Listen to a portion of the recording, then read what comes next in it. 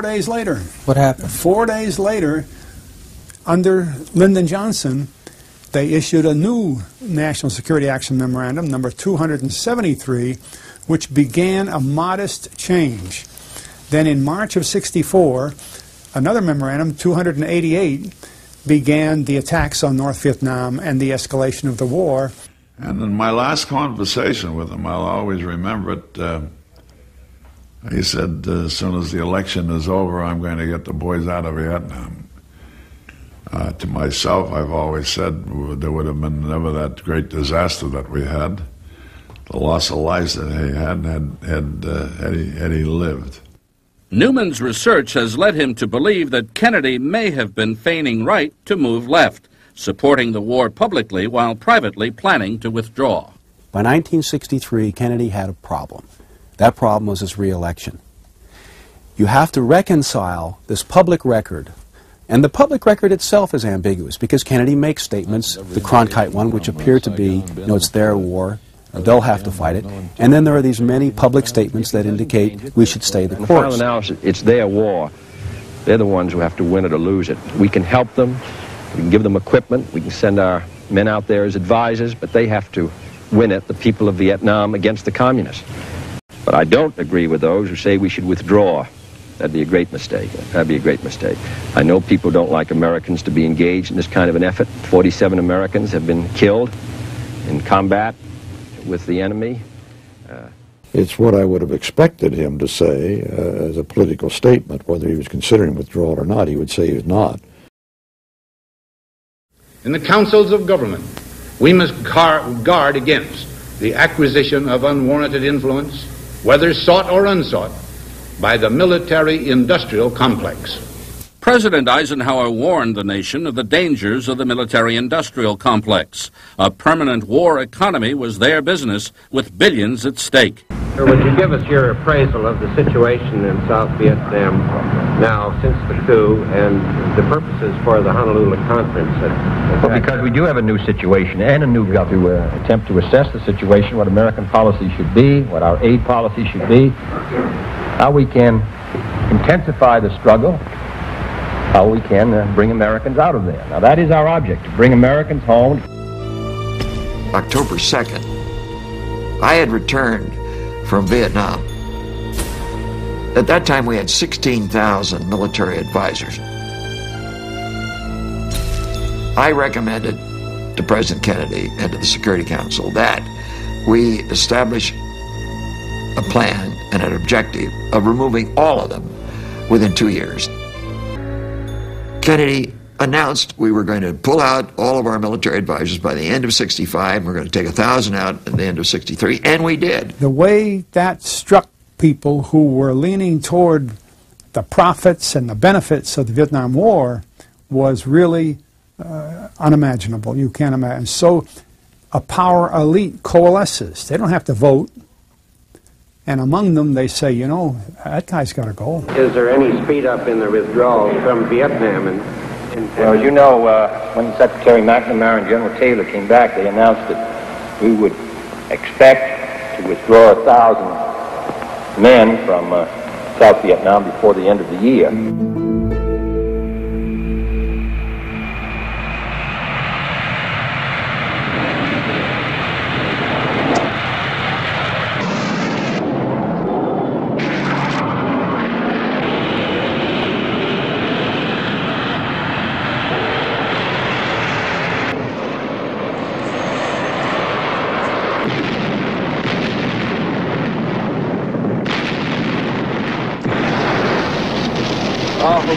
I'll be so glad to go home. I don't know. It's the worst area we've been in since I've been in Vietnam. You think it's worth it? Yeah, I don't know. They say we're fighting for something. I don't know. I don't know where they are. That's the worst. Riding around the running sewers and the gutters anywhere. See anywhere. They told me to stay alive from day to day. I just want to go back home and go to school.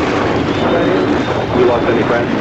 Quite a few. We lost one the other day. I was think really.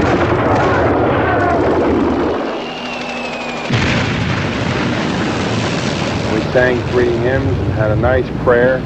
I turned around and looked at their faces, and they were, I was just proud. My feeling for America just soared because of the way they look determined and reverent at the same time, but still they're a bloody good bunch of killers. Some people enjoy it, some don't. Some just go out and do it as a job. It's a daily grind. What is it to you? I enjoy it. The history of conflict among nations does not record another such lengthy and consistent chronicle of error as we have shown in Vietnam.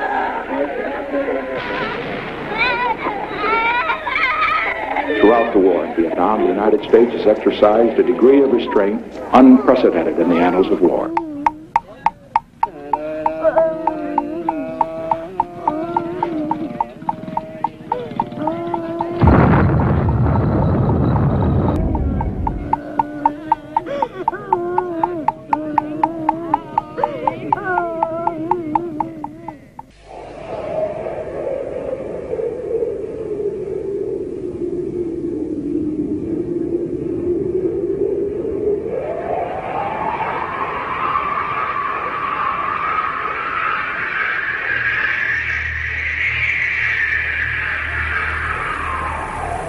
As a result of what we have done in South Vietnam, not only has the psychology changed there, but also it has had a most beneficial effect, in my opinion, among other free Asian countries who looked at South Vietnam as a test.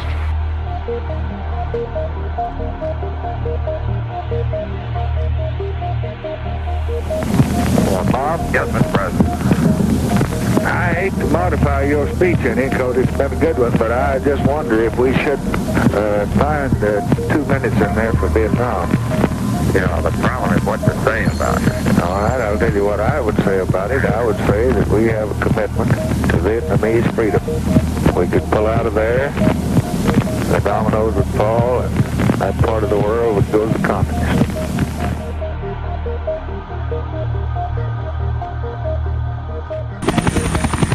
After reviewing the situation in Vietnam, McNamara recommended that to avert certain defeat of the South, America must become directly involved in the war, starting with covert operations against North Vietnam. Johnson agreed. He approved a top-secret program codenamed Op Plan 34A for commando raids on the North Vietnamese coast. A second, separate covert operation involved U.S. Navy destroyers, specially fitted out to gather electronic intelligence. Codenamed DeSoto patrols, they would operate in the same general area in the Gulf of Tonkin off the North Vietnamese coast. On July 31st, 4 assault craft left the Op Plan base at Da Nang flying the Stars and Stripes. Once in North Vietnamese waters, the flags were stowed away. The commandos attacked radar stations on 2 offshore islands in the Gulf of Tonkin.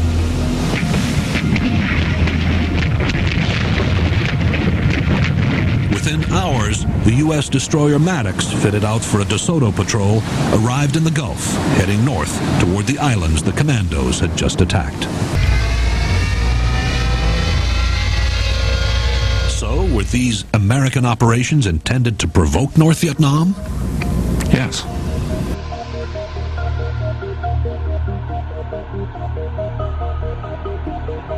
What happened was, we'd been playing around up there, and they came out, gave us a warning, and we knocked hell out of them. We are within their 12-mile limit. There have been some covert operations in that area that we've been carrying on, blowing up some bridges and things of that kind. So I imagine they wanted to put a stop to it.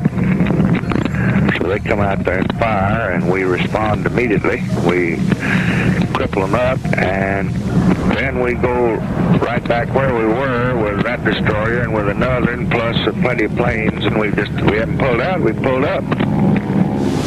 The officer commanding the DeSoto patrol recommended pulling out. The answer was no. Instead, a second destroyer, the Turner Joy, joined the Maddox, and a second carrier,